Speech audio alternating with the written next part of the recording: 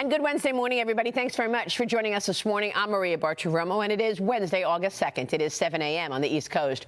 Breaking news right now, new Facebook files revealing that the lengths that the White House was willing to go to try to control the COVID narrative on social media. Fox Business's Hillary Vaughn live now on Capitol Hill with this exclusive new batch of files. Hillary.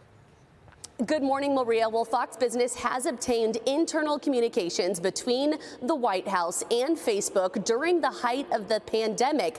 And some of these communications that we have obtained, we cannot air on TV. They need to be bleeped. The big takeaway here, White House officials had an F-bomb riddled face-off with Facebook, demanding they hand over more data on its users and asking for special tools to target users, all in an effort to get more shots in arms. President Biden's then digital director, Rob Flaherty, asking Facebook if government agencies could have access to more targeting tools, asking, quote, since it's a global pandemic, can we give agencies access to targeting parameters that they normally wouldn't be able to? This pandemic power struggle hit its peak as Flaherty and the White House's senior advisor for the COVID response, Andy Slavitt, joined Biden's digital director on a call where Facebook employees were berated by the White House for not turning over more data. Flaherty saying on the call, quote, I feel like we're running around in circles. Some partners give us lots of information. Some partners tell us to F right off. This feels like we're chasing our tails. If you don't want to give information, just say that. My dream for Facebook to play ball. It's about, will we get out of this effing mess? I'm not doubting that you are sincerely trying to solve this problem in good faith. I'm doubting that you are telling us everything.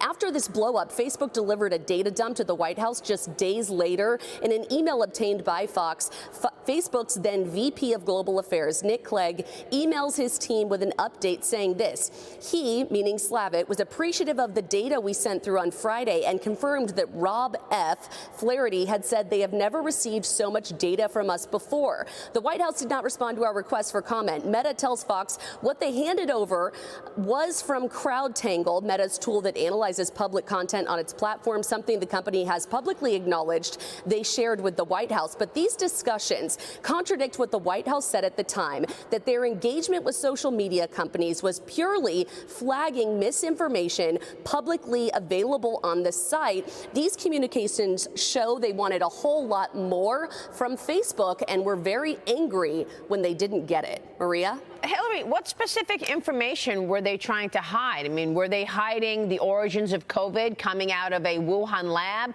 Were they hiding the risks that were apparent when taking a vaccine that was approved in 8 months? What kind of information specifically was the government telling Facebook to censor?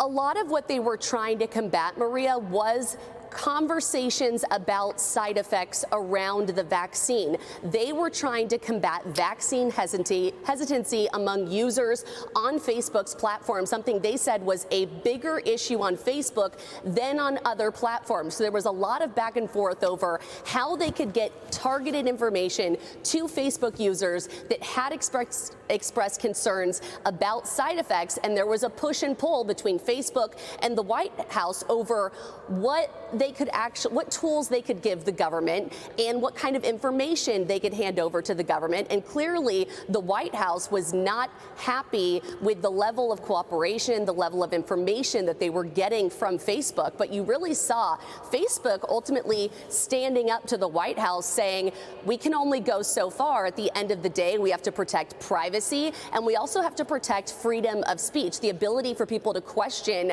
whether or not a vaccine is safe, whether or not there are side effects that come along with it. Maria? That is just terrible. Hillary, thanks very much. Hillary Vaughn joining us.